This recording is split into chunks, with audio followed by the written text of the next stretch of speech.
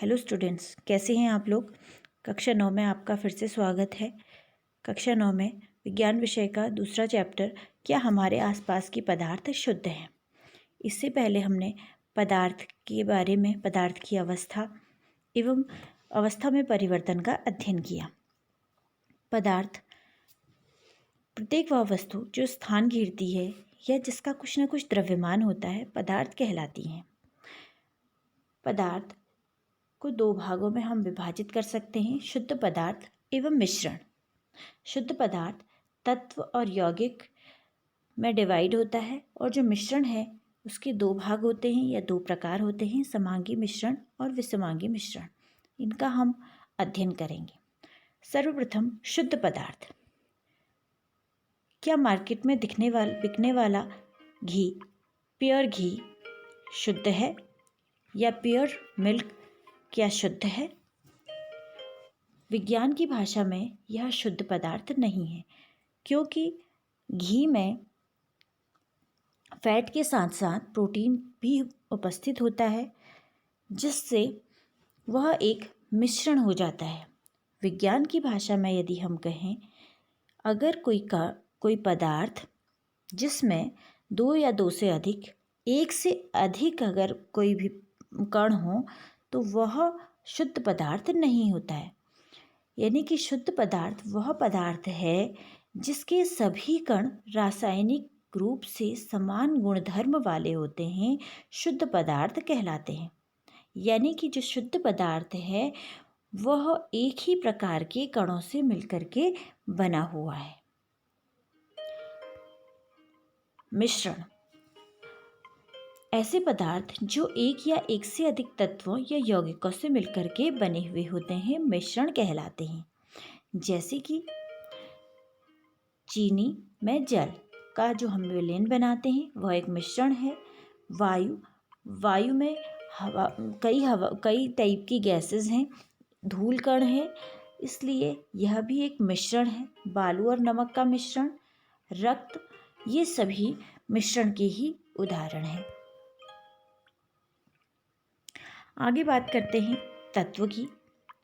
तत्व पदार्थ का वह रूप है जिसे रासायनिक प्रक्रिया द्वारा सरल रूप से विभाजित नहीं किया जा सकता है। रासायनिक या भौतिक किसी भी प्रकार से उसे विभाजित नहीं किया जा सकता है। जैसे लोहा, सोना, चांदी, कार्बन, ऑक्सीजन, कई तत्व हैं जो कि रासायनिक या भौतिक किसी भी प्रक्रिया के द्वारा विभाजित नहीं की जा सकती है। यह पदार्थ का मूल रूप है। यह 3 श्रेणी में बांटी गई हैं, धातुएं, अधातुएं एवं उपधातुएं में। सर्वप्रथम धातुएं आपने धातु अधातु के बारे में आपने पिछली कक्षाओं में पढ़ा भी होगा।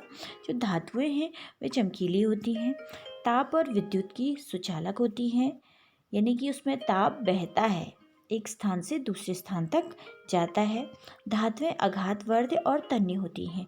अघातवर्ध का तात्पर्य है कि धातुओं को पीट करके एक चौड़ी चादर के रूप में परिवर्तित किया जा सकता है, और तन्य का अर्थ है उसे तान करके लंबे तार के रूप में परिवर्तित किया जा सकता है। ये ध्वनिक है या प्रतिध्वनिपूर्ण है, यानी कि अगर टकराती हैं तो इनसे आवाज़ निकलती है। ये धातुओं के गुण हैं। अधातुओं के गुण बिल्कुल धातुओं से अपोजिट हैं। यह चमकीली नहीं होती हैं, ये ताप और विद्युत की कुचालक होती हैं। अघातवर्ध और तन्य का गुण इसमें नहीं पाया जाता है, और यह ध्वनिक और प्रतिध्वनिपूर्ण नहीं होती है, यानी कि इनमें टकराएं तो ये वापस आवाज़ नहीं करती हैं। जैसे ऑक्सीजन है, कार्बन है, ऑक्सीजन, नाइट्रोजन, क्लोरीन, ये सभी अधातुएं हैं। नेक्स्ट है उपधातुएं। धातु और अधातु के बीच में जो तत्व गुण धर्म दिखाते हैं वह उपधातु कहलाते हैं, यानी कि उसमें कुछ गुण धातु के होते हैं, कुछ गुण अधातुओं के होते हैं। यह उपधातु कहलाती हैं। जैसे बोरान, सिलिकॉन आदि, ये उपधातु हैं। अब यौगिक तत्व, दो या दो से अधिक तत्वों से मिलकर के यौगिक का निर्माण होता है, और यौगिक का निर्माण एक निश्चित अनुपात में मिलेंगे तभी जा कर के यह यौगिक बनता है। जैसे एक यौगिक देखते हैं, जल है, जल एक यौगिक है जिसमें H2O, ये हाइड्रोजन और ऑक्सीजन इन दो तत्वों से मिलकर के बना हुआ है और यौगिक है जल। और एक निश्चित अनुपात है जिसमें 2 अणु हाइड्रोजन की और 1 ऑक्सीजन का है, तब जाके ये जल का 1 अणु बनता है। इसी प्रकार से कार्बन डाइऑक्साइड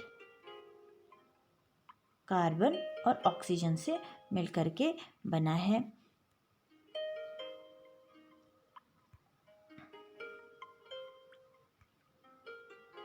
अब है तत्व और यौगिकों में अंतर। जो तत्व है वो सिर्फ एक ही प्रकार के परमाणु पाए जाते हैं, जबकि जो यौगिक है उसमें 2 या 2 से अधिक प्रकार के परमाणु भी पाए जाते हैं। तत्वों को भौतिक और रासायनिक विधियों द्वारा विभक्त नहीं किया जाता है, जबकि जो यौगिक है उसे रासायनिक विधियों द्वारा अलग किया जा सकता है। ये पदार्थ के मूल रूप हैं और जो यौगिक हैं तत्वों से बने हुए नए पदार्थ हैं। मिश्रण और यौगिक। मिश्रण, तत्व या यौगिक मिलकर मिश्रण का निर्माण करते हैं, जबकि जो यौगिक है तत्व क्रिया करके नए यौगिक का निर्माण करते हैं। एक उदाहरण है, तत्व या यौगिक हैं। यौगिक जल और चीनी मिलाकर के एक मिश्रण बनता है, जबकि हाइड्रोजन और ऑक्सीजन यानी कि 2 तत्व हैं, दोनों को मिलाकर एक यौगिक का निर्माण हो रहा है। इसमें कोई नया पदार्थ नहीं बनता है, मिश्रण में कोई नया पदार्थ नहीं बनता है, जबकि जो यौगिक है उसमें एक नया पदार्थ बनता है।